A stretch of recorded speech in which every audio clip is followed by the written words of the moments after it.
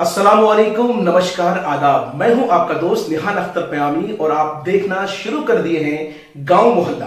दोस्तों आइए आज इस वीडियो में हम बात कर रहे हैं आज की महत्वपूर्ण खबरों की, उन खबरों की जिसे आपको जानना चाहिए, देश को जानना चाहिए। आइए खबरों की शुरुआत करते हैं।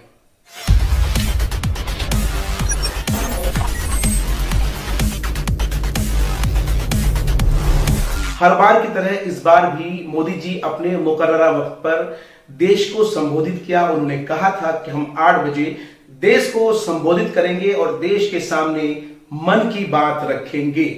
जी हाँ दोस्तों, लॉकडाउन को लेकर के लोग परेशान हैं। पूरा देश इस टाइम में जो है साहब तमाम तरह की दिक्कतों को बर्दाश्त कर रहा है। तो लोगों को ये उम्मीदें थी कि आज जब प्रधानमंत्री नरेंद्र मोदी जी आएंगे तो कुछ न कुछ घोषणा करेंगे, और आज उन्होंने बहुत बड़ा घोषणा किया है और मैं समझता हूं कि आप सब जान गए होंगे। जी हां, मोदी जी ने 20 लाख करोड़ के आर्थिक पैकेज की घोषणा की है।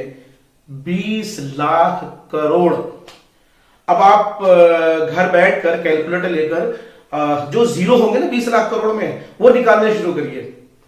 जब मोदी जी किसी भी घोषणा को जब मंजर आम पे लाते हैं तो मुझे वो 15 लाख रुपए याद आता है। खैर, उम्मीद करते हैं कि साहब इस 20 लाख करोड़ का जो पैकेज है इससे देश की आम जनता का भला हो, और हम देश के प्रधानमंत्री से और इनके जो मंत्रालय के जो जिम्मेदारान हैं उनसे हम चाहेंगे कि ये जो 20 लाख करोड़ के पैकेज की घोषणा हुई है ये मात्र घोषणा ही बनकर ना रहे, बल्कि जमीनी स्तर पर भी काम हो और देश की जो गरीब जनता है, देश की जो आम जनता है, वो जनता जो 2 जून की रोटी के लिए तरसते हैं, ऐसे लोगों की इस पैकेज से मदद होनी चाहिए।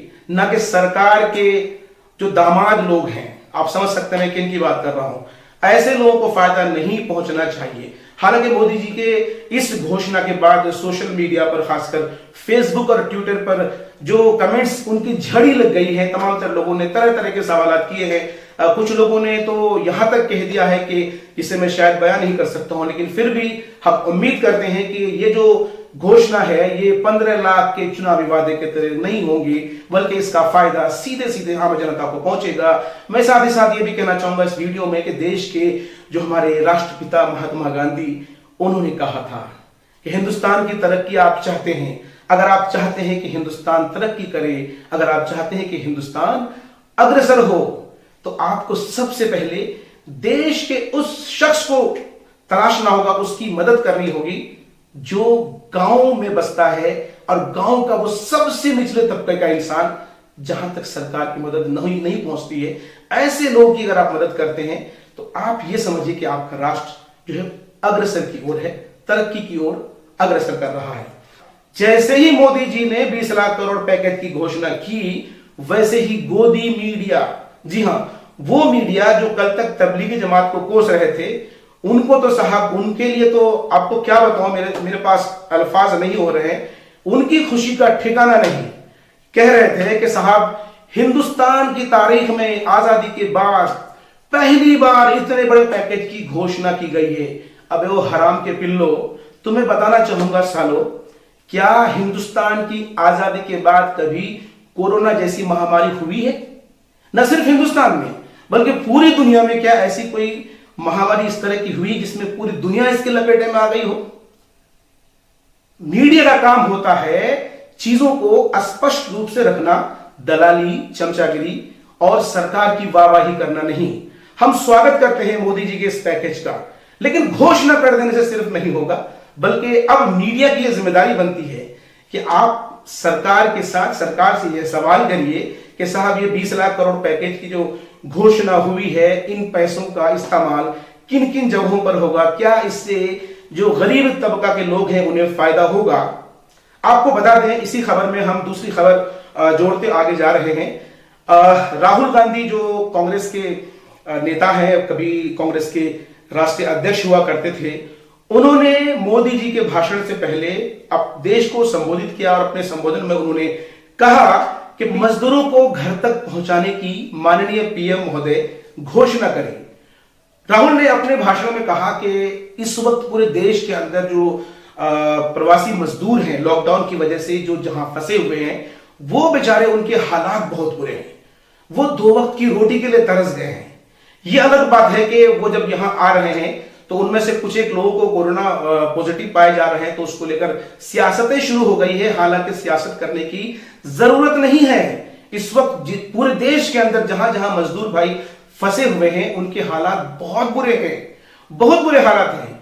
जो लोग 4-5 परिवार से रह रहे हैं, उनसे आप पूछिए जाकर के साहब वो किस तरह से अपना भरण पोषण कर रहे हैं। सरकार के दावे तो बड़े बड़े होते हैं, राज्य सरकारें कहते हैं कि साहब हम इतने लाख लोगों को खाना खिलाते हैं, हम इतने करोड़ लोगों को जो है साहब राहत सामग्री पहुंचा रहे हैं, लेकिन हकीकत जो है साहब वो जमीन पर उतरने के बाद आपको देखने को मिलेगा। तो दिल्ली ही की अगर आप बात करें, तो दिल्ली में जो मेरी जिन लोगों से बात होती है, वो ये कहते हैं कि साहब खाना तो मिलता है, लेकिन एक परिवार में अगर 5 आदमी है, 2 लोगों का खाना 5 लोगों को मिलकर खाना होता है, और उन 2 लोगों के खाने के लिए उन्हें कितनी जो है साहब तपस्या करनी होती है और कितना जद्दोजहद करना होता है। तो उन मजदूरों का ये कहना है कि भाई हम मर जाएंगे, हमें मंजूर है, लेकिन अपने घरों में जाकर तो मरे।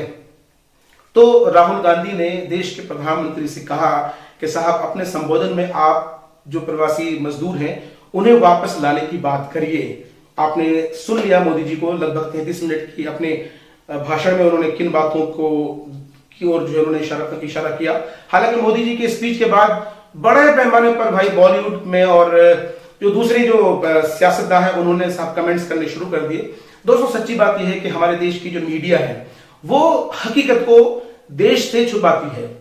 आपको पता है इस पूरे लॉकडाउन में जो हमारे मजदूर भाई अलग अलग राज्यों में फंसे हुए हैं, क्या स्थिति उनकी है। जो लोग सरकार के भरोसे ना बैठ करके वहां से चलना शुरू किए हैं अपने राज्यों की ओर, न जाने कितने लोग मर गए, क्या आपके पास उसकी जानकारी है? आपको पता है कितने लोग ऐसे हैं जो पटरियों पर चलने के लिए मजबूर हैं? चलिए वीडियो को लंबी ना करते हुए आगे हम बात करते हैं, और ये बहुत ही इंटरेस्टिंग न्यूज है। प्लीज इस वीडियो को संजीदगी के साथ देखिएगा। ये खबर बिहार से है और लालू जी के परिवार से खबर है। जी हाँ, 50 दिन के बाद लालू जी के बेटे और बिहार के उप मुख्यमंत्री तेजस्वी यादव जी पटना लौटे हैं। अब साहब पटना लौटे हो तो 50 दिन थे कहां? तो ये 50 दिन दिल्ली में थे, दिल्ली से पटना लौटे हैं, और उन्हें लौटने की जानकारी सोशल मीडिया के जरिए किसी को नहीं थी। विपक्ष को मिल गया मौका। कहने का मतलब है इनके जो विपक्ष हैं, जाहिर है बीजेपी और जेडीयू को मिल गया पूरा मौका, और उन्होंने इन्हें पूरी अच्छी तरह से लपेट दिया। क्या लपेटा है आइए आपको बताते हैं।